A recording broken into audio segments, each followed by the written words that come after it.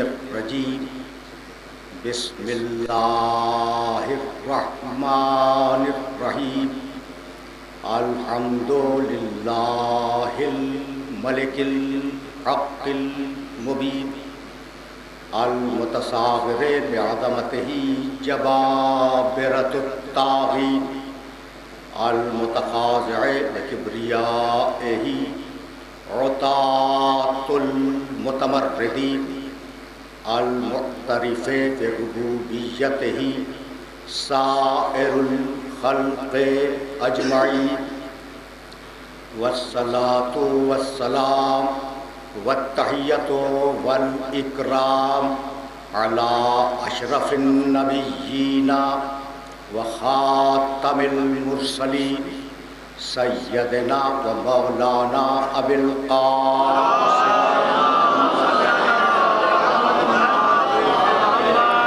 و اہل بیتہ الطیبین الطاہرین المعصومین المظلومین اما بعد فقد قال اللہ سبحانہ وتعالی فی محکم کتابہ المبین بسم اللہ الرحمن الرحیم واللیل اذا یغشا والنہار اذا تجلی وما خلق الذکر والانثی ان سعیکم لشتی صلوات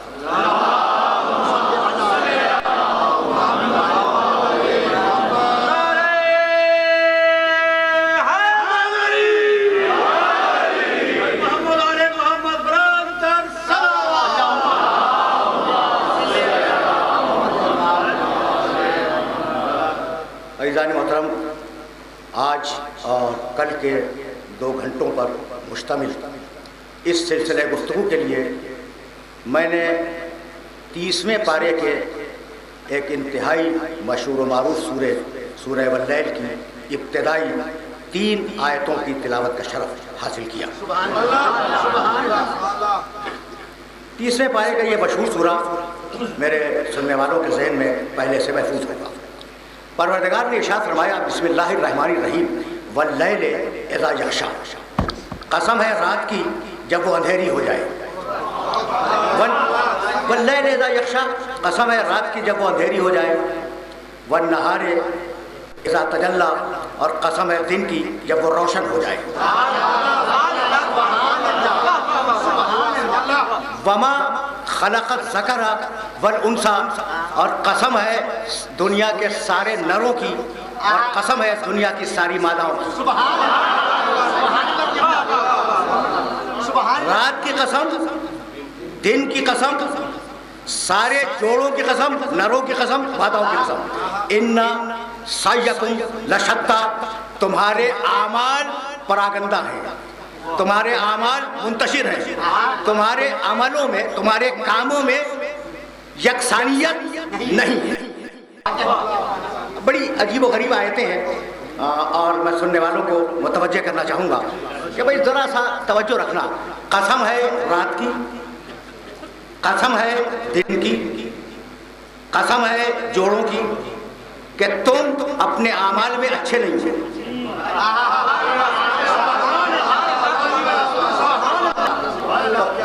اچھا، اب نوجوانوں سے پوچھ رہا ہوں کہ پہلے کس کی قسم کھائی؟ رات کی۔ پھر کس کی قسم کھائی؟ دن کی۔ ٹھیک ہے نا؟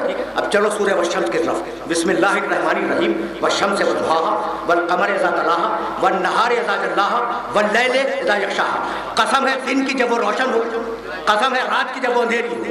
تو سورہ والشمس میں پہلے دن بعد میں رات، سورہ واللیل میں پہلے رات بعد میں دن۔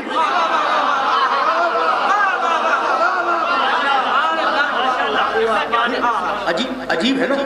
قرآن کا کوئی لفظ بے مصرف نہیں ہوتا، ٹھیک ہے نا؟ اب تو ذرا سمجھنے کی کوشش کرنا کہ سورہ والشمس میں پہلے دن پھر رات، سورہ واللیل میں پہلے رات پھر دن۔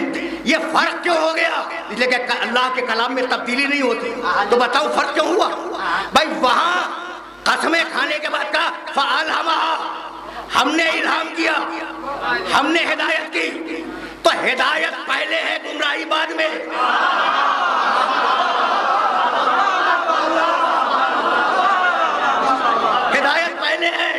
گمراہی بعد میں، اس لیے دن کا پہلے تذکرہ، رات کا بعد میں تذکرہ، اور جہاں کا تمہارے اعمال خراب ہیں، عملوں میں گمراہی پہلے ہے، ہدایت بعد میں ہے۔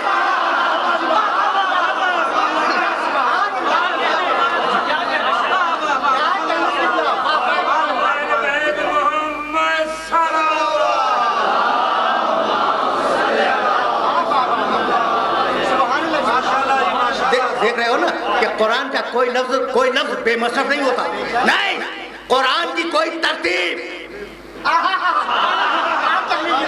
اس جملے سے میں بعد میں فائدہ اٹھاؤں گا، قرآن میں لفظوں میں جو ترتیب قائم کی گئی، کوئی ترتیب بے مصرف نہیں ہوتی۔ تو وَاللَّيْلِ إِذَا يَغْشَىٰ وَالنَّهَارِ إِذَا تَجَلَّىٰ وَمَا خَلَقَ الذَّكَرَ وَالْأُنثىٰ، دن کو دیکھو، رات کو دیکھو، سارے جوڑوں کو دیکھو، إِنَّ سَعْيَكُمْ لَشَتَّىٰ، تمہاری کوششیں، سعی کے معنی کوشش، تو یعنی تمہارے اعمال، تمہارے کام، تمہارے افعال، یہ سب بے مقصد ہے، ان کے پیچھے کوئی منصوبہ بندی نہیں ہے، اس لیے تم ناکامیاب ہو۔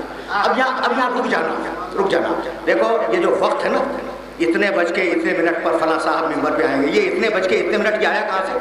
تو ذرا سمجھنے کی کوشش کرنا، عمل سمجھا رہا ہوں، عمل ہے کیا، اور اگر عمل سمجھ میں آ گیا تو میری تمہید ختم ہو جائے گی۔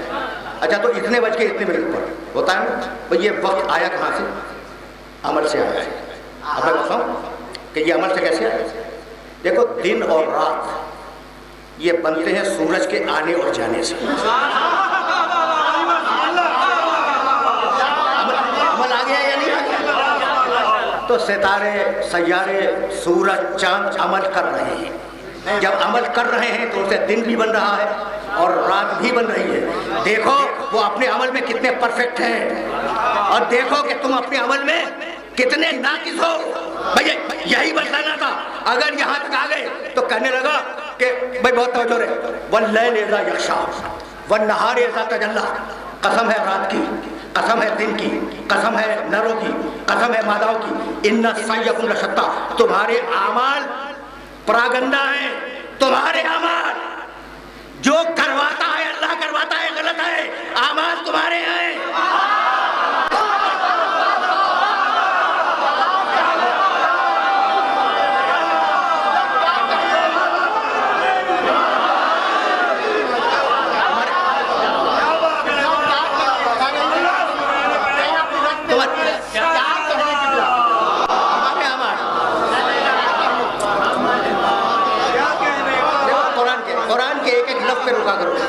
قرآن کے ایک ایک لفظ پہ رکا کرو، ان سعیکم، تمہارے اعمال بے مقصد ہے، تمہارے، میرے دیے ہوئے نہیں۔ بھائی بہت توجہ رہے، فمن شاء فلیؤمن ومن شاء فلیکفر، جس کا جی چاہے وہ مومن بن جائے، قرآن، جس کا جی چاہے وہ کافر ہو جائے، قرآن، جس کا جی چاہے، ہم مجبور نہیں کرتے۔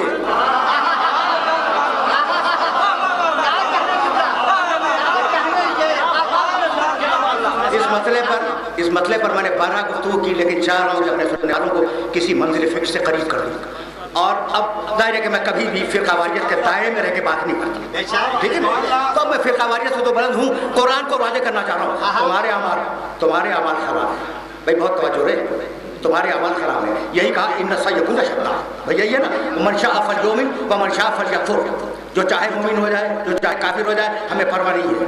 یعنی انسان اپنی چاہ سے مومن ہوتا ہے، انسان اپنی چاہ سے کافر ہوتا ہے، مومن ہوتا ہے، کافر ہوتا ہے۔ بھئی اگر یہاں تک آ گئے تو اگر اپنے اعمال کو اپنا نہیں سمجھو گے، خدا کا سمجھو گے، تو ایک پورا دین ایک بہت بڑا دھوکہ بن جائے گا۔ بھئی یہاں روکنا چاہ رہا ہوں، سننا بھئی سننا، میں کہنا کیا چاہ رہا ہوں، کہتے ہیں نا کہ جو کرواتا ہے اللہ کرواتا ہے، اور میں نے اس جملے پر بڑے کمنٹس کیے ہیں، وہ جملے دہرانے بالکل مقصود نہیں، میں تو کسی نئے مرحلے فکر تک لے جانا چاہتا ہوں۔ خیال ہے ہمارے کلمہ گویوں کا خیال ہے کہ جو کرواتا ہے اللہ کرواتا ہے، یہ ہے نا خیال، کہتے ہیں کہ اللہ نے کروا دیا، بھئی ہم کیا کریں، جو کرواتا ہے اللہ کرواتا ہے، ٹھیک۔ اگر اس بات کو مان لیا جائے تو پورا دین ایک ڈھونگ بن جائے گا۔ اب میں اس کی دلیل دے رہا ہوں، یعنی جو کرواتا ہے وہ اللہ کرواتا ہے۔ اللہ نے محمد سے کہا توحید پہنچاؤ، کافروں سے کہا کہ پہنچانے نہ دینا۔ بھئی یہ مذاق ہوا یا نہیں ہوا؟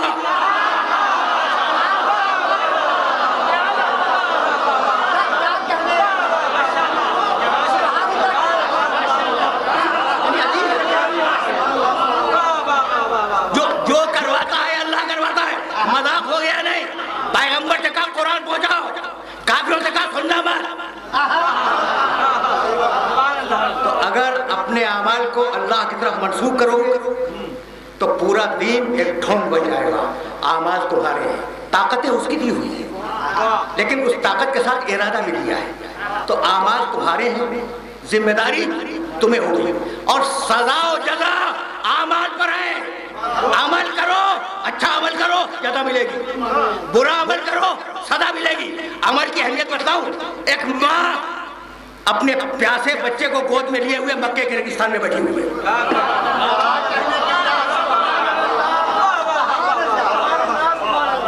یہ وہ مرحلہ فکر ہے جس مرحلہ فکر کی طرف نوجوان دوستوں کو متوجہ کر رہا ہوں. بھائی سننا, عمل کی اہمیت نوجوان دوستوں کو اس لیے متوجہ کر رہا ہوں کہ بھائی ہم نے تو وقت گزار دیا, نوجوانوں کو عمل کرنا ہے, تو پھر عمل کی اہمیت سمجھے, عمل کی. اور اگر عمل کی اہمیت سمجھ میں آ گئی تو یہاں سے میں آگے بڑھ جاؤں گا. ایک ماں ہے جو اپنے پیاسے بچے کو گود میں لیے ہوئے مکے کے ریگستان میں بیٹھی ہوئی ہے. ماں سمجھ میں آئی, سمجھ میں آئی. بچے نے ماں کو اپنی سوکھی زبان دکھلائی, سوکھے ہونٹ دکھلائے. چھوٹا سا بچہ ہے گود میں. ماں پریشان ہوئی اور جلتی ہوئی ریتی پر اس نے بچے کو رکھ دیا, اور دوڑتی ہوئی گئی صفا کے اوپر, وہاں سے اتری, پھر چڑھتی ہوئی چلی گئی مروا کے اوپر, پھر وہاں سے اتری, پھر صفا پہ گئی. اتنے میں جب 7-6 چکر ہو گئے, بھائی توجہ رکھنا, جب 6-7 چکر ہو گئے تو اللہ کی رحمت کو جلال آیا اور زمزم کا چشمہ ابل پڑا. اب میں کہنا چاہتا ہوں اپنے سارے سننے والوں سے کہ مالک اگر زمزم نکالنا تھا تو ان چکروں سے پہلے نکلوا دیتا. کہا نہیں, عمل کرنا تمہارا کام ہے, پانی دینا میرا کام ہے.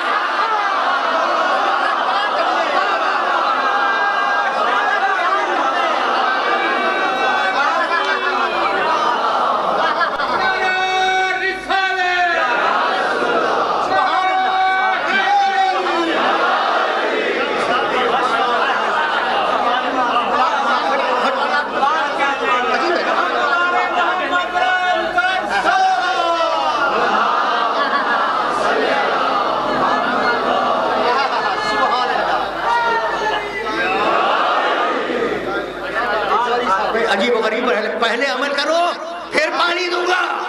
تو انسان نام ہے عملوں کے مجموعے کا. اچھے بھائی مجموعہ ہو اس کا نام ہے انسان. لیکن اب ایک بات یاد رکھو, 2 قسم کے عمل ہیں. بہت عجیب و غریب مراحل پہ بات کر رہا ہوں اور مجھے اپنے بیان کی پختگی پہ بھروسہ نہیں ہے, لیکن تمہاری فہم کی سلامت پہ بھروسہ ہے. اس لیے اب جو کہنے جا رہا ہوں نا, اسے اپنے ذہنوں میں محفوظ رکھنا. انسان کے عمل کی 2 قسمیں, ایک وہ جو ارادے سے اور جیتے جاگتے ہوئے کرے. جیسے آدمی پانی پی رہا ہے, کھانا کھا رہا ہے, چل رہا ہے, ملازمت کر رہا ہے, یہ سارے کام جاگتے ہوئے کر رہا ہے. اور ایک وہ عمل جو غفلت میں کرے, نیند میں خواب دیکھ لے, یہ غفلت ہے, اس وقت غافل ہے. بھائی توجہ رکھنا, اس وقت غافل ہے. یعنی خواب کو دیکھ سکتا ہے, بیچ نہیں سکتا, خرید نہیں سکتا. خواب دیکھ سکتا ہے, نہ خرید سکتا ہے, نہ بیچ سکتا ہے, غافل ہے. توجہ رہے, اس لیے بڑے نازک مرحلے پہ تمہیں لے آیا ہوں. تو ایک وہ عمل ہے جو جاگتے ہوئے کرے, اور ایک وہ عمل ہے جو سوتے ہوئے کرے. جو سوتے ہوئے کرے اس کا نام ہے غفلت. جو جاگتے ہوئے کروٹ بدلی سوتے ہوئے, کروٹ تو بدلتا ہے انسان سوتے ہوئے, لیکن اسے یاد نہیں رہتا کتنی کروٹیں بدلی. کیوں؟ اس لیے کہ غفلت کے عالم میں کیا. ٹھیک ہے نا. تو واللہ اخرجکم من بطون امہاتکم لا تعلمون شیئا, سورہ نحل. بار بار میں نے یہ آیت کوٹ کی ہے. اللہ یہ کہتا ہے کہ تمہیں تمہاری ماں کے پیٹ سے اس کیفیت میں باہر نکالا کہ تم جاہل تھے. اچھا جاہل تھے, آ گئے. جب آئے تو اپنے ہوش کے ساتھ, اپنے حواس کے ساتھ, اپنے ارادے کے ساتھ علم حاصل کیا. کر لیا نا, بہت بڑے عالم ہو گئے, ڈاکٹر ہو گئے, فزیشین ہو گئے, کچھ بھی ہو گئے. جب تک جاگ رہے ہو ڈاکٹر ہو, جب سو رہے ہو غافل ہو.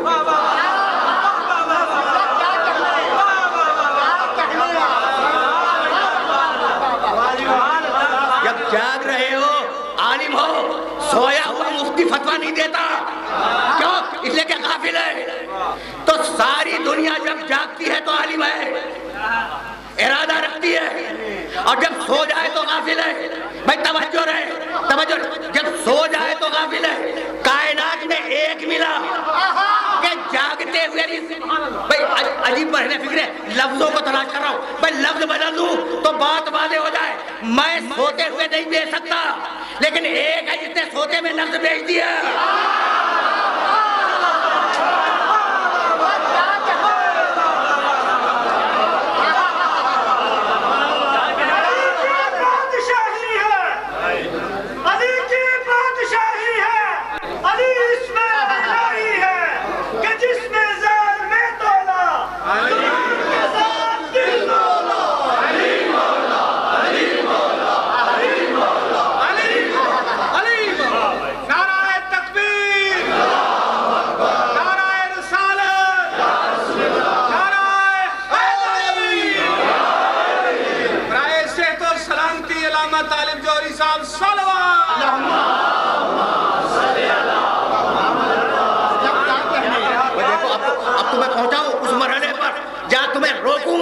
اور ایک آیت ہدیہ کروں گا، سورہ زمر 39واں سورہ قرآن کا۔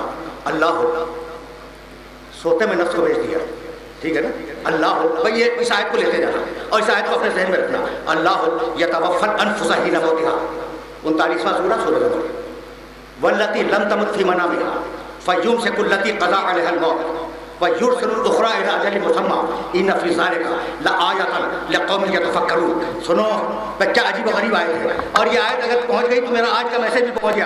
اللہ یتوفی الانفس حین موتها، جب انسان کی موت کا وقت آ جاتا ہے تو اللہ موت کے وقت نفس کو نکال لیتا ہے، ٹھیک؟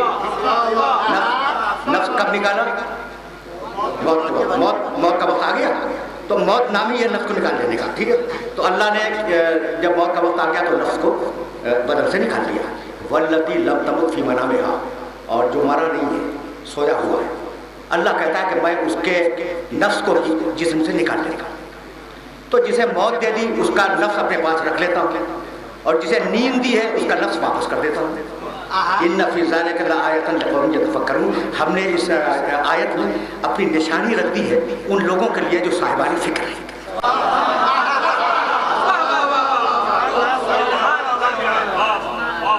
بھائی پہنچ گئی بات؟ تو اب جب تک میرا نفس میرے پاس ہے میں زندہ ہوں، اور اگر میرا نفس اللہ ٹمپریری نکال دے تو میں سویا ہوں، ٹھیک ہے نا؟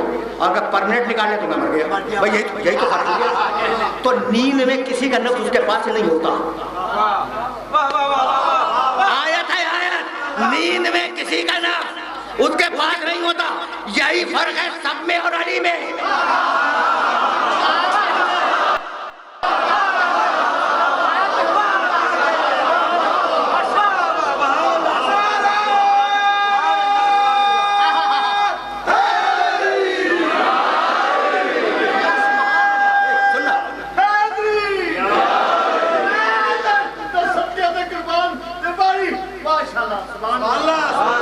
یہی فرق ہے نا، یہی فرق ہے سب میں اور علی میں، کہ بھائی سوتے میں اگر نفس نکل گیا ہوتا تو بیچتا کیسے؟ ہائے جب تو بیچ رہا ہے۔ بھائی یہی وہ منزل ہے جہاں اپنے سننے والوں کو روکنا چاہ رہا ہوں۔ سو رہا ہے مگر بیچ رہا ہے، اس جملے کو ذہن میں رکھنا، سو رہا ہے مگر بیچ رہا ہے۔ سنو وَاصْبِرْ لِحُکْمِ رَبِّکَ وَلَا تُطِعْ مِنْهُمْ آثِمًا أَوْ كَفُورًا۔ میرے محمد بھئی کیا پالیسی میکنگ آئے گی؟ اب پہنچاؤ ان لوگوں تک جس آیت سے سرسری گزر جاتے ہیں۔ جو لوگ اس آیت سے سرسری گزر جاتے ہیں ان لوگوں تک اس آیت کے میسیج کو پہنچا دو۔ وَاصْبِرْ لِحُکْمِ رَبِّکَ، میرے حبیب اللہ کی وحی کا ہر لمحے انتظار کرو۔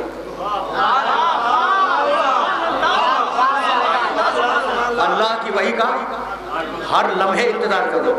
وحی الہی آنے کا کوئی ٹائم نہیں ہے، کوئی وقت معین نہیں ہے۔ وہ صبح کو آ سکتی ہے، شام کو آ سکتی ہے، رات میں آ سکتی ہے، نیند میں آ سکتی ہے۔ بھائی سمجھ رہے ہو نا بات کو؟ کس وقت اللہ میسج بھیج دے کوئی پتہ نہیں۔ اور نبی کو حکم ہے کہ ہر وقت انتظار کرو۔ سو رہا ہے مگر انتظار کر رہا ہے۔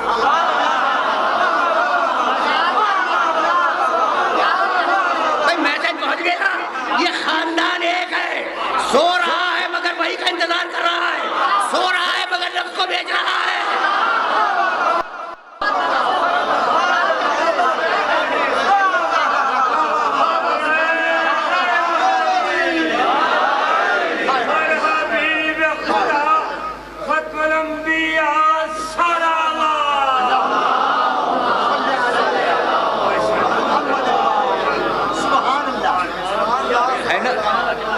میسج تو پہنچ رہا ہے. دیکھو ابھی تو میں نے منزل تمہید میں روکا ہوا ہے اور بہت دور جانا ہے, لیکن میں محمد والے محمد تک تو آ گیا, ٹھیک ہے نا. تو نفس بیچ دیا اس نے اپنے نفس کو بیچ دیا. خدا کی قسم میرے اس جملے کو یاد رکھنا کہ انسان, مجھ جیسا انسان, تم جیسا انسان, جو بھی کام کرتا ہے اپنے نفس کے لیے. میں ملازمت کرتا ہوں اپنے نفس کے لیے, دکاندار آٹا بیچتا ہے اپنے نفس کے لیے. بھائی عجیب و غریب میرے فکر ہے, وہ پڑھاتا ہے کالج میں, پروفیسر ہے, اپنے نفس کے لیے پڑھا رہا ہے. تو انسان ہر کام کرتا ہے اپنے نفس کے لیے. دکاندار آٹا بیچے گا نفس کے لیے, لیکن نفس کو نہیں بیچے گا.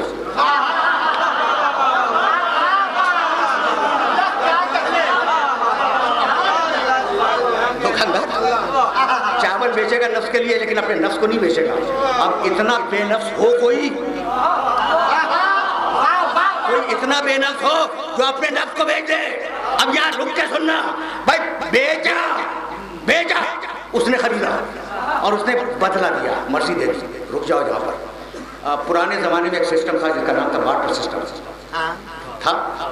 اچھا آج ہے نا سکہ, اب تو تم پلاسٹک منی کے دور میں زندگی گزار رہے ہو. یہ جملہ پہنچ گیا. یہ کریڈٹ کارڈز کیا ہے؟ پلاسٹک منی. پہلے اس سے پہلے کیا تھا؟ کیش کا زمانہ تھا, کیش دیا چیز خریدی. اس سے پہلے کیا تھا کہ میرے پاس ایک چیز ہے, تمہارے پاس ایک چیز ہے, مجھے اس کی ضرورت ہے, تمہیں اس کی ضرورت ہے, تو چیز دی چیز لے لی. بارٹر سسٹم بھائی یہی تھا. بھائی خدا کی قسم رکے رہنا, اس لیے کہ میں بات بھی بہت پرانی کر رہا ہوں, کم سے کم 1500 برس پرانی کر رہا ہوں. تو اس زمانے میں بارٹر سسٹم تھا. بھائی چیز دو چیز لو. میرے پاس آٹا ہے, آپ کے پاس کپڑا ہے, ٹھیک ہے. میں نے اپنا آٹا دیا, آپ سے کپڑا لے لیا, ٹھیک ہے. لیکن میں کیا آپ کا خیال ہے کہ پوری چکی کا سارا آٹا آپ کو دے دوں اور 1 گز کپڑا لے لوں؟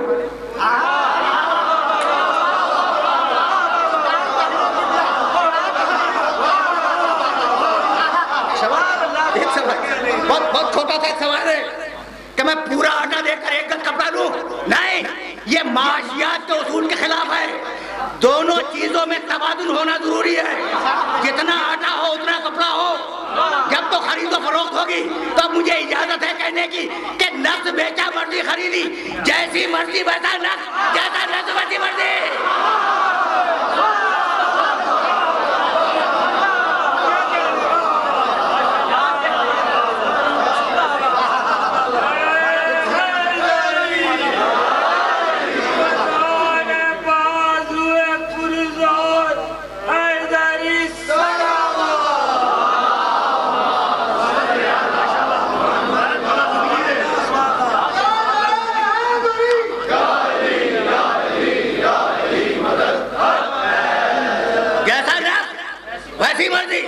جیسی مرضی ویسا نا بارٹر سسٹم ہے, ورنہ خرید و فروخت ہو نہیں سکتی تھی.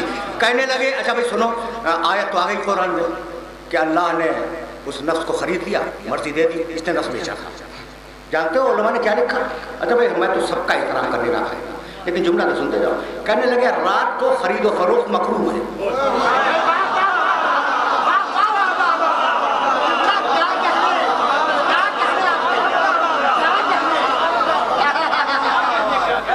رات کو خرید و فروخت مکروہ ہے.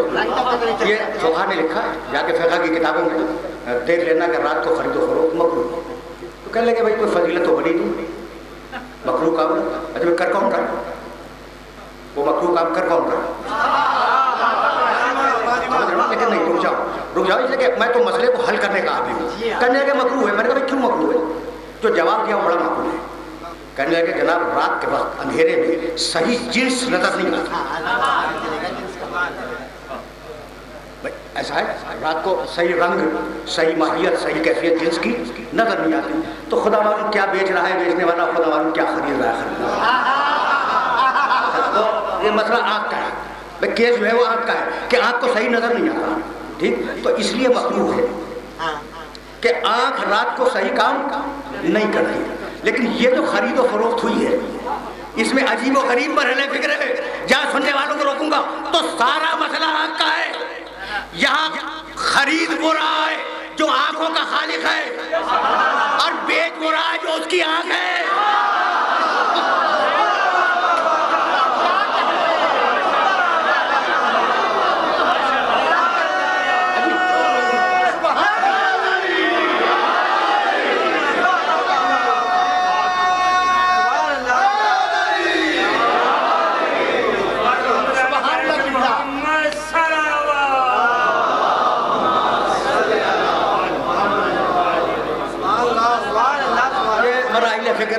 نازک ہے لیکن ان مراحل فکر سے مجھے پڑھنا تو آگے ہے. اچھا تو اب خرید و فروخت ہو گئی, اس نے نفس بیچا, اس نے مرضی دے دی, اور کب نفس بیچا؟ سوتے ہوئے. اور آیت کہہ چکی ہے کہ سوتے میں ہم نفس کو نکال لیتے ہیں. بھائی اب یہاں رک جاؤ, اس لیے کہ فکر کو اسی مقام سے آگے بڑھ جانا ہے اور بڑے نامانوس موضوعات پہ گفتگو کر رہا ہوں. تو اللہ یتوفی الانفس حین موتها والتی لم تمت فی منامها, جب موت آ جائے تو اللہ نفس کو کھینچ کے نکال لیتا ہے. اچھا بھائی موت کے بعد نفس نکل گیا, اب کیس کیا بنا موت کے بعد؟ روح کہیں اور گئی,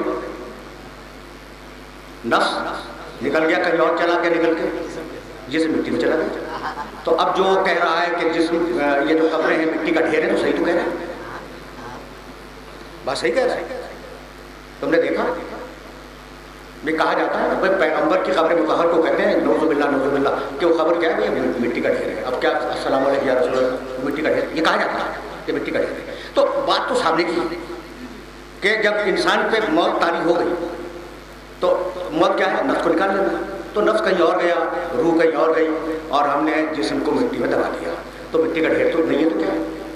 لیکن اب ان لوگوں کو جو یہ کہتے ہیں, سورہ حج ہے 22واں سورہ قرآن کا, اور اس کی چھوٹی سی آیت ہدیہ کر رہا ہوں, اسے پہلے خود دیکھنا جا کے قرآن میں, اور پھر ان لوگوں تک اس آیت کو پہنچا دینا کہ تنہا یاد کر لینا کافی نہیں ہے, سمجھنا ضروری ہے.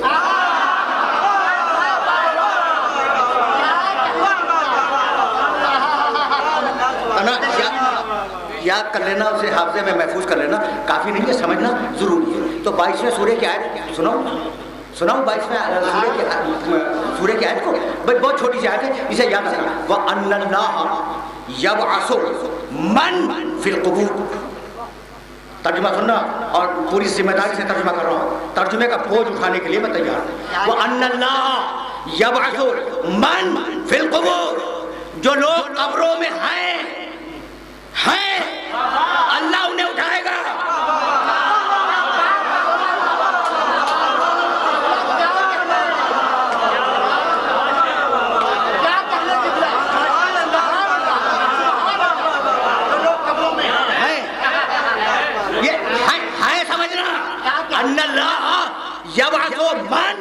فی القبور, جو قبروں میں ہیں اللہ انہیں اٹھائے گا قیامت کے دن.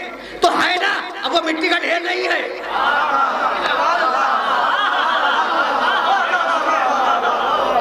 طے ہو گئی بات. اچھا بھائی, اب جب یہاں تک آ گئے ہو تو اب آپ کا ریکارڈ ایک جملہ سنتے جاؤ. سورہ ممتحنہ قرآن مجید کا بڑا مشہور سورہ ہے, اس کی ایک آیت سنتے جاؤ. مایوس ہو گئے, کہنے لگا وہ مر گیا تو قبر میں گیا, ختم ہو گیا, بس حساب کتاب سب ختم ہو گیا. آیت سنو, میں کوئی کمنٹ نہیں کروں گا, صرف تمہیں آیت ہدیہ کر رہا ہوں, اور اس آیت کو اپنے ذہنوں میں محفوظ رکھ کے یہاں سے لے جانا. مایوس ہیں, کہتے ہیں قبریں تو مٹی کا ڈھیر ہے, اس میں ہے کیا, جبکہ قرآن کہہ رہا ہے کہ قبروں میں ہیں. تم نہیں سمجھتے کہ کیسے ہیں, لیکن خبردار مایوسی کا اظہار نہ کرو, ہیں. مایوس ہونا بری بات ہے, ٹھیک. یا ایھا الذین آمنوا, سورہ ممتحنہ, لا تتولوا قوما غضب اللہ علیہم. ایک ایک لفظ کا ترجمہ سننا. اے ایمان لانے والوں, اس قوم سے دوستی مت کرو جس پر اللہ غضبناک ہو چکا ہے. یعنی جو اللہ کے دشمن ہوں, اس سے دوستی نہ کرو. جن پر اللہ کا غضب آ گیا ہے ان سے دوستی مت کرو. یا ایھا الذین آمنوا لا تتولوا قوما غضب اللہ علیہم قد یئسوا من الآخرۃ, جن پر ہم نے غضب نازل کر دیا وہ آخرت سے مایوس ہو گئے ہیں. کما یئس الکفار من اصحاب القبور, جیسے کافر قبروں میں رہنے والوں سے مایوس ہو گئے ہیں.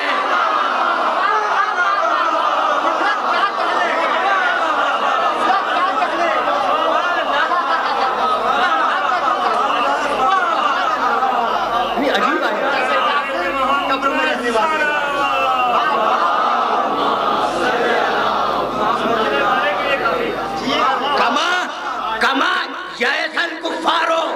من اصحاب القبور, جیسے کافر قبروں میں رہنے والوں سے مایوس ہو گئے ہیں, ویسے ہی وہ لوگ جن پر خدا کا غضب آ گیا وہ بھی مایوس ہو گئے. تو آج سمجھ میں آیا کہ جو قبروں میں رہنے والوں سے مایوس ہو جائے وہ اللہ کی نگاہ میں مسلمان نہیں ہے, کافر ہے.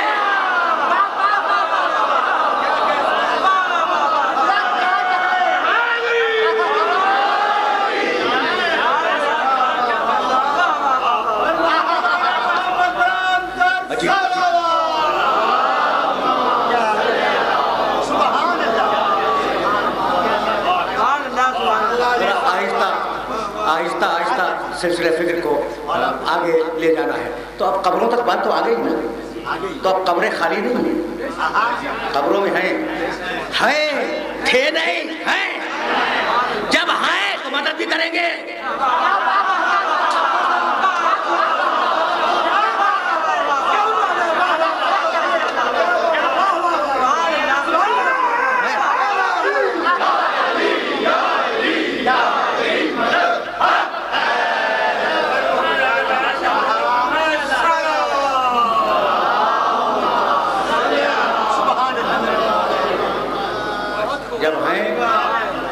جب ہیں تو مدد بھی کریں گے. تو قبر مٹی کا ڈھیر نہیں ہے. اتنی باتیں ہو گئی نا. تو پھر جب قرآن صاف کہہ رہا تھا کہ قبر مٹی کا ڈھیر نہیں ہے, تو یہ قبر سے دشمنی شروع کہاں سے ہوئی؟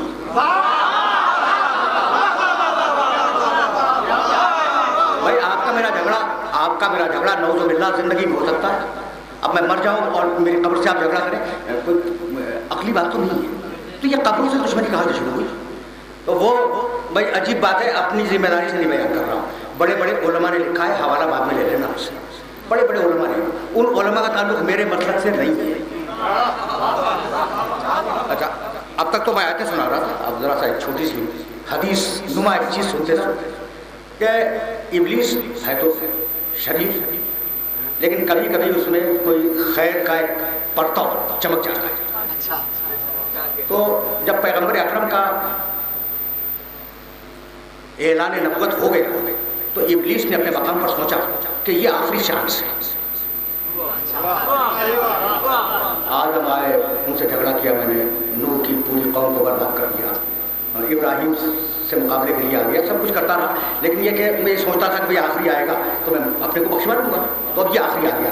اب اس چانس کو اگر میں نے اویل نہیں کیا تو میں برباد ہو جاؤں. اچھا, سوچا صحیح تھا, کبھی کبھی صحیح بھی سوچتا. تو ابلیس کی ہر بات غلط نہیں ہوتی. بھائی اسی بات سے تو انسان دھوکہ کھاتا ہے.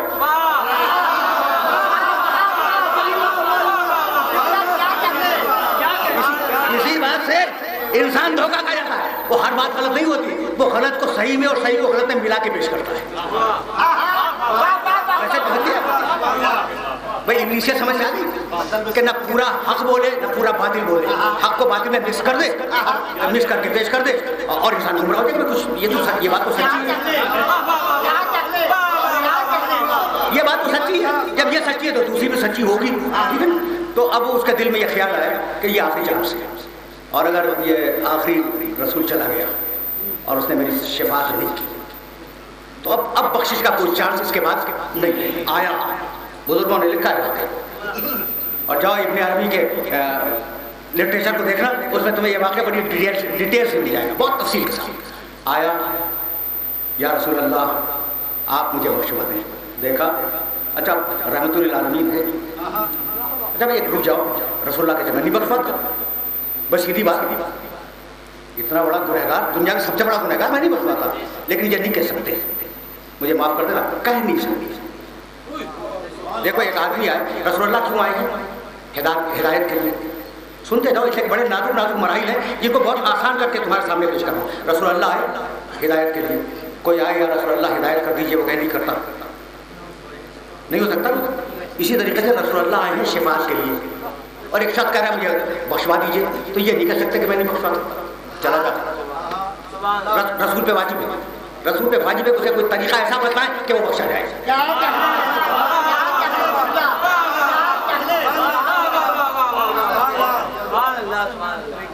اچھا یہاں آف دا ریکارڈ جملہ عرض کروں. کربلا کے واقعے کے بعد یزید نے سید سجاد سے کہا تھا, کتابوں میں موجود ہے یہ واقعہ, کہ فرزند رسول بڑی غلطی ہوئی, اس سے بڑا گناہ تو ہو ہی نہیں سکتا. آپ کوئی ایسا طریقہ بتاتے میری مغفرت ہو جائے. سچویشن وہی ہے, نہ یزید ابلیس سے کم ہے نہ ابلیس یزید سے کم ہے.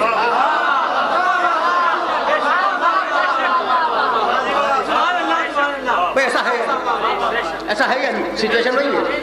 اب اگر امام کہتے ہیں کہ میں نہیں بتاتا تو یہ منصب امامت کے خلاف ہے.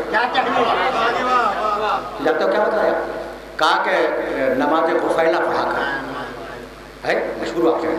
لیکن اب اس کو کیا کرو گے کہ امام نے تو اپنا فریضہ انجام دے دیا, لیکن یزید کو نماز قفیلہ پڑھنے کی توفیق نہیں ہوئی, اس نے روک لیا. امامت نے اپنا کام کر دیا، اس نے روک لیا. بھائی یہی تو ہوا عجیب و غریب مرحلہ فکر کہ یا رسول اللہ مجھے بخشوا دے. رحمت للعالمین ہے، شافع ہے، نبی ہے، منع نہیں کر سکتا. دیکھا ابلیس کو غور سے اور کہا کہ ہاں تو بخشا جائے گا، لیکن ایک شرط ہے، جا اور آدم کی قبر کو سجدہ کر لے.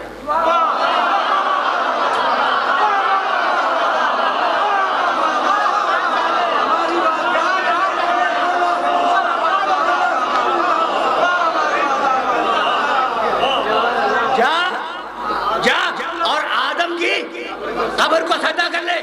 میں ضمانت دیتا ہوں کہ تو بخشا جائے گا. چڑچڑا گیا، بد مزاج ہو گیا، یہ کہتا ہوا چلا کہ جب آدم کو نہیں مانا تو اس کی قبر کو کیا سجدہ کروں گا.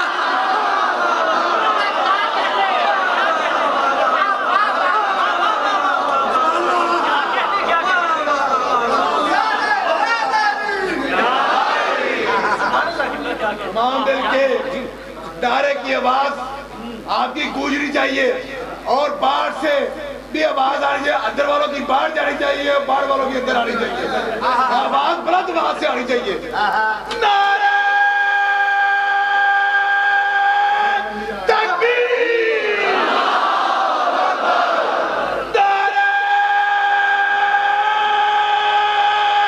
رسالت،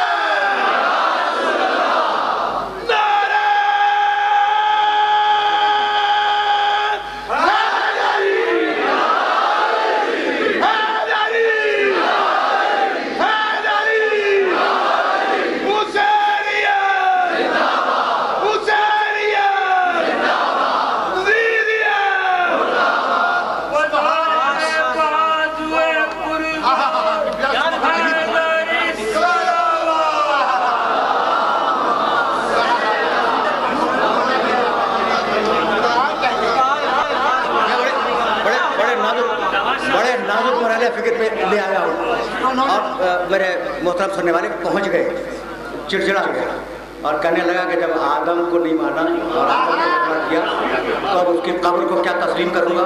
تو آج ابلیسیت سمجھ میں آ گئی کہ زندگی میں جس سے جھگڑا کرو اس کی قبر کے خلاف رکھو.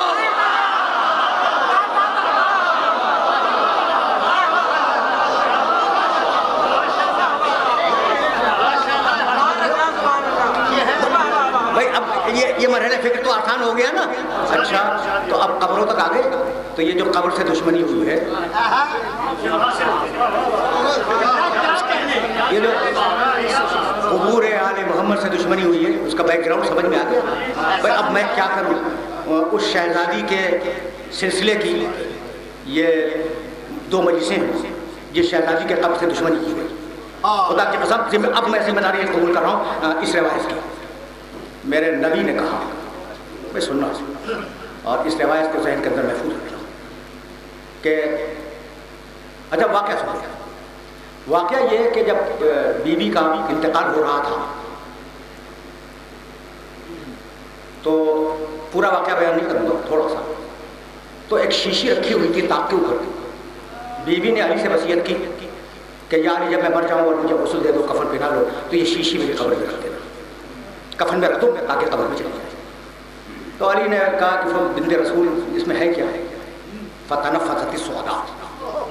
بی بی نے ٹھنڈی سانس لی. سننے والا واقعہ ہے اور پھر واپس لے جاؤں گا تمہیں اس روایت کی طرف جو روایت میں ہدیہ کرنا چاہتا ہوں. بی بی نے ٹھنڈی سانس لی اور کہا کہ یا علی تم نے یہ سوال کر کے کہ شیشی میں کیا ہے، شادی کا زمانہ یاد دلا دیا. علی یہ سمجھے تھے، اب یہ بزرگوں نے لکھا ہے، یہ جو فٹ نوٹ ہے نا علی کے سمجھنا، یہ بزرگوں نے، یہ میری روایت نہیں ہے. علی یہ سمجھے تھے کہ شاید اس شیشی میں سیدہ نے خوف خدا میں جو آنسو بہائے ہیں انہیں جمع کر کے رکھا ہے. لیکن جب پوچھا ہے علی نے کہ شیشی میں کیا ہے، صاحب منہاج الامت نے اس روایت کو لکھا ہے اور ان بزرگ کا تعلق میرے مسلک سے نہیں ہے. تو ٹھنڈی سانس لی اور کہا کہ یا علی تم نے پوچھ کے شادی کا زمانہ یاد دلا دیا.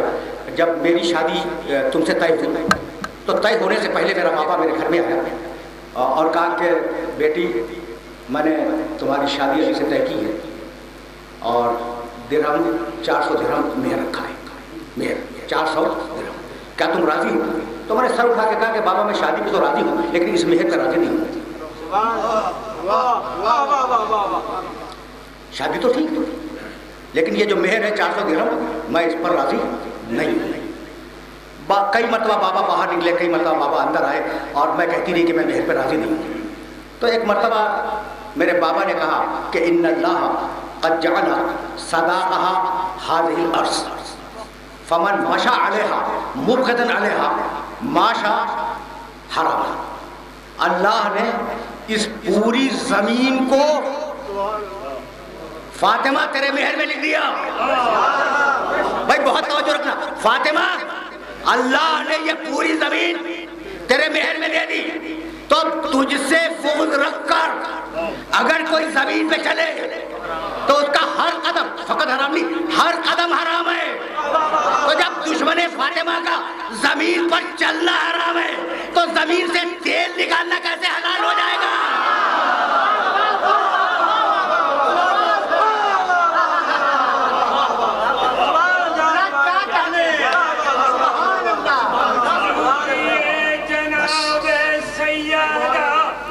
عجیب مرحلہ ہے۔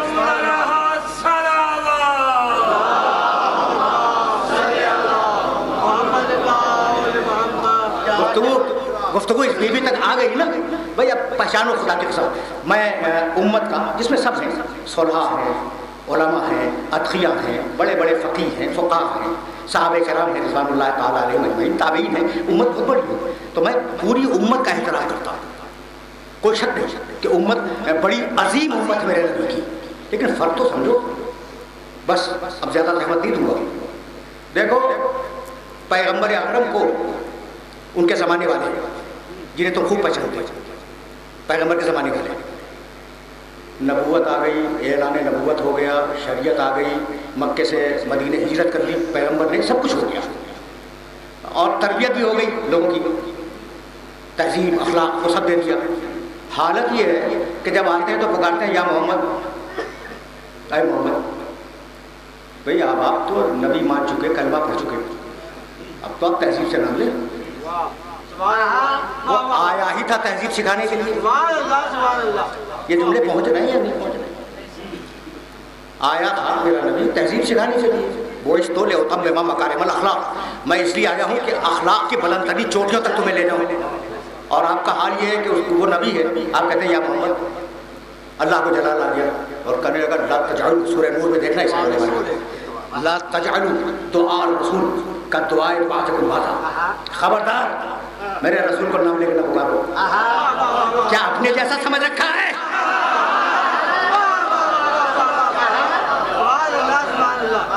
ڈانٹ دیا، پوری امت کو ڈانٹ دیا، خبردار۔ کس نے ڈانٹا؟ اللہ نے۔ لا تجعلوا دعاء الرسول کا دعائے بعضکم بعضا، خبردار میرے محمد کو، میں کہوں محمد تمہیں حق نہیں ہے کہنے کا، خبردار خبردار، اسے نام لے کے نہ پکارو، اپنے جیسا اپنے دوستوں کو پکار دو ویسے نہ پکارو۔ سن لیا تم نے؟ اب اس دن سے انہوں نے کہنا شروع کیا یا رسول اللہ، اس سے پہلے کہتے تھے یا محمد۔ چلو غنیمت ہے کہ اتنی بات سمجھ میں آ گئی اور اس پہ عمل بھی کر لیا۔ کل تک کہتے تھے نعوذ باللہ یا محمد، اور اب اللہ نے ڈانٹ دیا تو یا رسول اللہ۔ ٹھیک، یہ آیت شہزادی فاطمہ زہرا تک پہنچ گئی۔ دیکھو میں امت کا بڑا احترام کرتا ہوں، امت کا بہت احترام، لیکن یہ واقعہ بڑے بزرگوں نے لکھا ہے، دار قطنی میں بھی یہ واقعہ موجود ہے، بڑی معتبر روایت ہے۔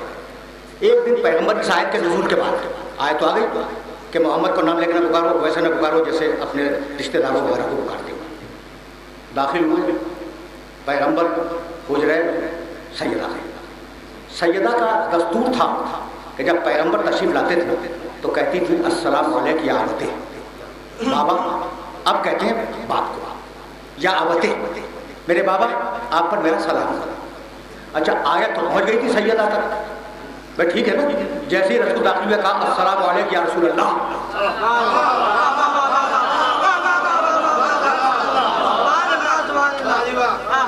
السلام علیک یا رسول اللہ۔ رسول نے گھور کے دیکھا سیدہ کو، کہا بیٹی یہ کیسا سلام ہے، یہ کیسا سلام ہے، یہ کیسا سلام ہے بیٹی، تو پہلے جو سلام کرتی تھی ویسے کیوں نہیں کرتی؟ کہا بابا آیت آ گئی، آیت آ گئی، بھائی سننا پیغمبر نے کہا کہ نہیں بیٹی وہ آیت تیرے لیے نہیں ہے.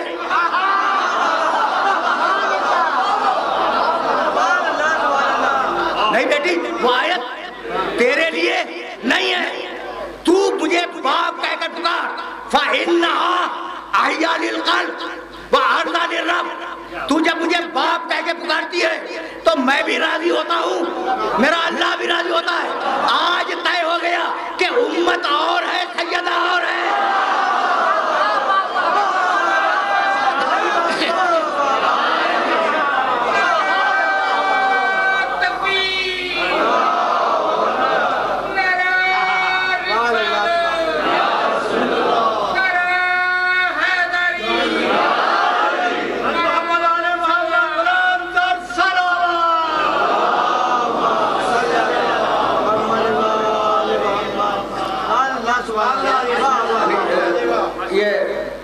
واضح ہو گئی کہ امت اور ہے, سیدہ اور ہے.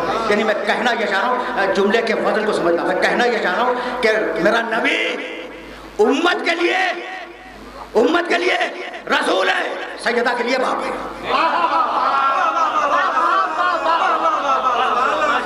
بھائی یہ موبائلہ کیا تھا؟ یہ رشتہ داریوں کا اعلان تھا. دیکھو اب میں موبائلہ کی ڈیٹیلز میں نہیں جاؤں گا, لیکن ایک مثال دے کر بات کو یہیں مکمل کرنا چاہوں گا. موبائلہ کیا ہے؟ رشتہ داریوں کا اعلان ہے. اور میری بات مت ماننا, اور میں تو بہت ہی نفیس اور شریف انسان ہوں, میں اپنی بات کو منوانے پر زور بھی نہیں دیتا, لیکن بزرگ جو لکھ دیا کریں اسے مان لیا کرو. ٹھیک, اب سنو, اور اس حوالے کی ذمہ داری بھی میں قبول کرتا ہوں. کہنے لگے موبائلہ کوئی کمال نہیں تھا کہ بیٹی لے گئے, داماد لے گئے, نواسے لے گئے. رسول, یہ کوئی کمال نہیں تھا. اچھا کمال نہیں تھا, کہنے لگے ہاں یہ کمال نہیں تھا. دیکھو کہاں کہاں فضائل آل محمد کو چھپانے کی کوشش کی گئی. اچھا اب تم جب جواب سنو گے تو تم بھی کہو گے ہاں کمال تو نہیں تھا. پڑھے لکھے لوگ اعتراض کرتے ہیں, جاہل کی تو ہمت نہیں ہے کہ آل محمد پہ اعتراض کرے.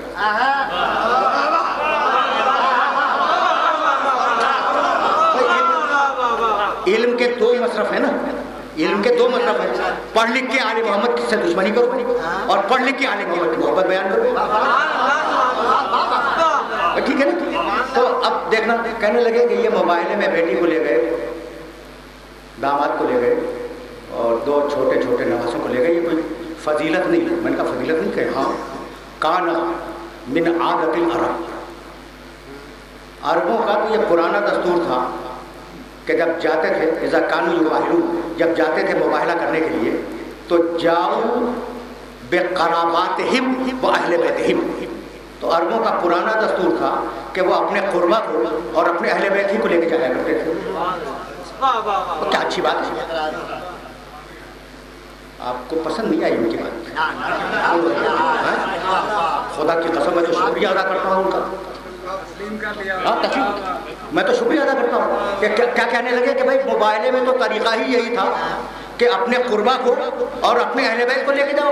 تو پیغمبر اپنے قربا کو لے گئے اور اپنے اہل بیت کو لے گئے, اس میں کوئی فضیلت نہیں ہے. تو میں نے کہا بھائی آپ کا بہت شکریہ, لیکن آج آیے قربا کی بھی تفسیر ہو گئی, آیے تطہیر کی بھی تفسیر ہو گئی.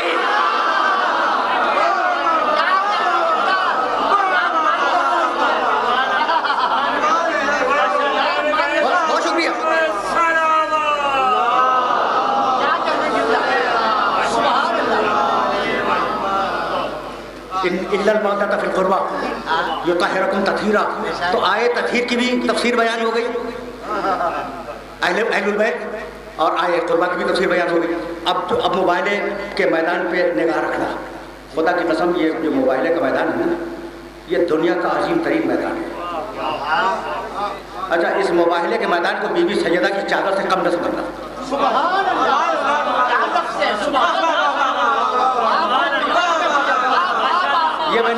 یہ میں نے بڑا مشکل جملہ کہہ دیا. موبائلے کے میدان کو شہزادی کی چادر سے کم نہ سمجھنا. میں ابھی ایک جملہ عرض کروں گا. یہ دو آیتیں ایسی ہیں بی بی کے حوالے سے, آیت تطہیر اور آیت موبائلہ. یہ دو آیتیں, ممکن ہے کہ میں موبائلہ کے ڈیٹیلز کبھی پھر عرض کر دوں اینگل کہ موبائلہ ہے کیا, واقعہ نہیں بیان کروں گا, لیکن کبھی پھر یہ جملہ تمہارے ذہن میں محفوظ ہو جائے. آیت تطہیر نازل ہوئی شہزادی کی چادر، ٹھیک ہے نا، مباہلہ ہوا میدان میں، ٹھیک، وہاں بھی تطہیر کی چادر میں 4 ہیں، پیغمبر کے ساتھ 5، ٹھیک ہے نا، یہاں بھی مباہلے کے میدان میں 4 ہیں، پیغمبر کے ساتھ 5، یہی صورت ہے بھائی۔ جملہ سننا اور خدا کی قسم اس جملے کو اپنے ذہنوں کے اندر محفوظ رکھے گا، یعنی نہ مباہلے کا واقعہ تطہیر سے بڑا اور نہ تطہیر کا واقعہ مباہلے سے بڑا ہے، لیکن مجھے ایک چیز نظر آئی ہے جو تمہیں ہدیہ کر کے بات کو مکمل کر دوں گا کہ مباہلے کا واقعہ تطہیر سے بڑا ہے۔ پریشان ہو گئے بھائی، عمریں گزر گئی مجلسیں سنتے ہوئے، لیکن کبھی کبھی الٹی بات بھی سن لیا کرو، کبھی کبھی الٹی بات بھی سن لیا کرو۔ یہ بالکل الٹی بات میں نے کہی، کیا کہا کہ مباہلے کا واقعہ تطہیر کے واقعے سے بڑا ہے۔ اگر دلیل نہ دو تو کل ممبر پہ نہ دے دینا، اگر دلیل نہ دو۔ جب وہ تطہیر کی آیت آئی ہے تو جبریل لے کے آئے اس آیت کو اور کھڑے ہوئے اور کہنے لگے یا رسول اللہ میں بھی داخل ہو جاؤں؟ کہا کہ ہاں آ جاؤ، ٹھیک ہے نا۔ تو تطہیر میں گنجائش تھی کہ جبریل داخل ہو جائے، مباہلے میں گنجائش نہیں ہے کہ جبریل داخل ہو جائے۔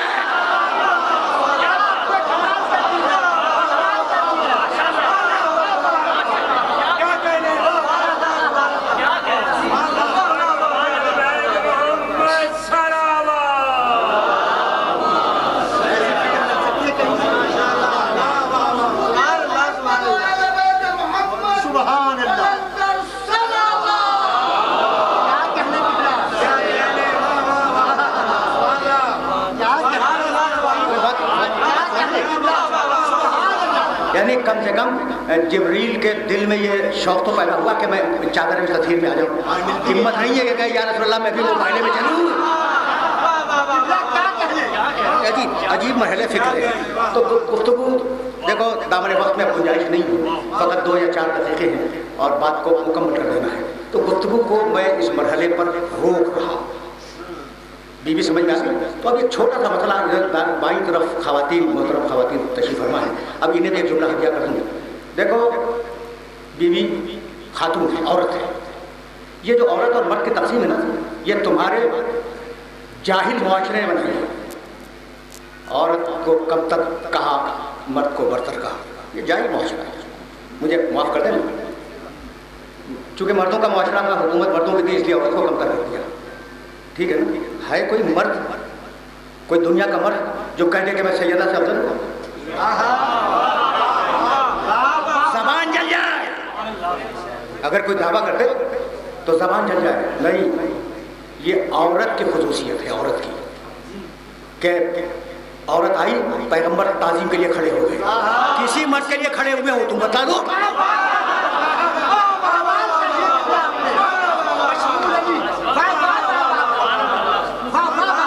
کسی مرد کے لیے علی صحیح، علی سے بڑا تو کوئی انسان ہی نہیں ہے نا، علی کے لیے کھڑے ہوئے،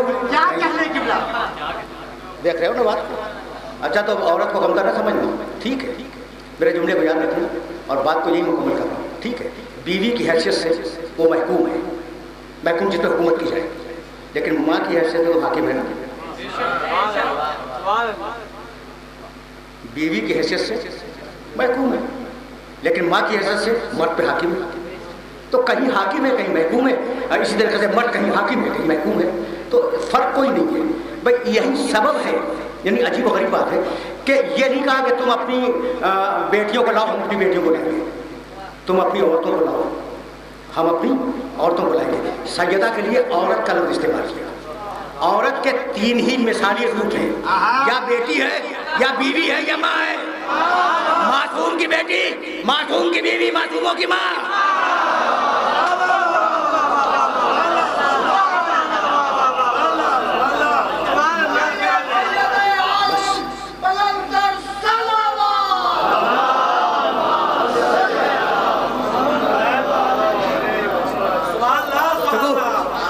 دیکھو میں مسائل طویل نہیں پڑھا کرتا، گفتگو تمام ہو گئی اس مرحلے فکر پر۔ اب تو کچھ سمجھ میں آیا ہوگا کہ یہ بیوی کون ہے، اور میں نے جب بھی بیوی کا تذکرہ کیا، بیوی کے اس شعر کو تو تم تک پہنچایا ہے نا، جو میرے زندگی کے چند نصب العین ہیں، ان میں سے ایک ہی ہے کہ بیوی کا یہ شعر بتلاؤ. کیا کہنے لگے؟ صبت علیہ مصائب. عجیب ہے اور مجھے بڑی حیرانی ہوتی ہے. صبت علیہ مصائب اللہ ونہا صبت علی الایام سن لیالیہ. بابا مجھ پر وہ مصیبتیں پڑی کہ اگر وہ مصیبتیں روشن دنوں پہ پڑتی تو تاریک راتوں میں بدل جاتے ہیں. اچھا دیکھو، ایک ہوتی ہے جسمانی اذیت، ایک ہوتی ہے روحانی اذیت. ٹھیک ہے نا؟ جسمانی اذیت کتنی بھی ہو روحانی اذیت سے کم ہے. ایک جملہ کہوں گا اور میں تقریر کو تمام کر دوں گا. اس سے زیادہ زحمت سماعت آج نہیں دینا چاہ رہا ہوں. دیکھو، اگر کسی کے یہاں کوئی مر جائے، ہر ایک کیا مرتا ہے، اور وہ گھر محمود ہے جس میں موت رہو، یہ بھی میرا جملہ یاد رکھنا. اس لیے کہ جب آئے ہیں تو جائیں گے، جب دنیا میں آئے ہیں تو جائیں گے. اچھا بھائی، آدمی مر گیا، جب مر گیا تو اسے دفن کر دیا. تو گھر والے اپنے گھر میں بڑے کمرے میں، بڑے حجرے میں فرش بچھا دیتے ہیں کہ لوگ تعزیت کے لیے آئیں گے. ایسا ہے یا نہیں؟ فرش بچھتا ہے اور لوگ واقعی تعزیت کے لیے آتے ہیں. بس میری گفتگو تمام ہو گئی. تعزیت کے لیے آتے ہیں. بیوی نے بھی پیغمبر کے دفن ہونے کے بعد اپنے گھر میں سفید چادر بچھا دی کہ لوگ تعزیت کے لیے آئیں گے. شام تک بیٹھی رہی، کوئی تعزیت کے لیے نہ آئے.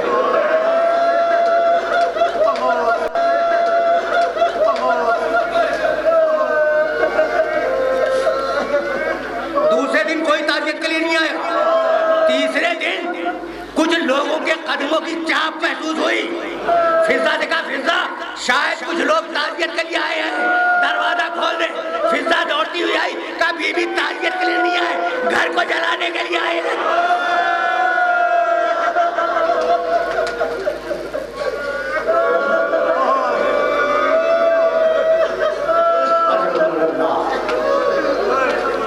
بس میرے عزیزوں، میرے دوستوں، آج کی گفتگو اختتام پذیر ہوئی. لیکن جب بھی میں نے بیوی کا یہ شعر پڑھا تو میں نے ایک جملہ اس کے ساتھ کہا اور جی چاہتا کہ جملے کو دہرا دوں تاکہ نوجوانوں تک یہ میسج پہنچتا رہے کہ بیوی صدیقہ ہے، بیوی معصومہ ہے، بیوی طاہرہ ہے، بیوی مطہرہ ہے. بیوی جو کہہ دے وہ سچ ہے. ایسا ہے کیا؟ تو بیوی نے جو کہا کہ بابا مجھ پر وہ مصیبتیں پڑی کہ اگر روشن دنوں میں پڑتی تو وہ تاریک راتوں میں بدل جاتے. اس سے بڑا سچ ممکن نہیں ہے. لیکن اب میں ہاتھ جوڑ کے کہہ رہا ہوں کہ بیوی یہ سچ ہے کہ آپ کی مصیبتیں کائنات کی سب سے بڑی مصیبتیں ہیں، اور اگر دنوں میں پڑتی تو وہ رات بن جاتے. لیکن بیوی آپ کی ساری مصیبتیں حجرے کے اندر کی ہیں، اور زینب کی ساری مصیبتیں حجرے کے باہر کی ہیں. حسین شہید ہوئے، بیوی کے ہاتھ کو باندھا گیا، اور جب بازار کوفہ میں قافلہ آیا تو بیوی کے ہاتھ بندھے ہوئے تھے، مجمع لگا ہوا تھا اور منادی آواز دے رہا تھا کہ تماشا دیکھنے والوں، تماشا دیکھو اولاد فاطمہ کا، تماشا دیکھو اولاد.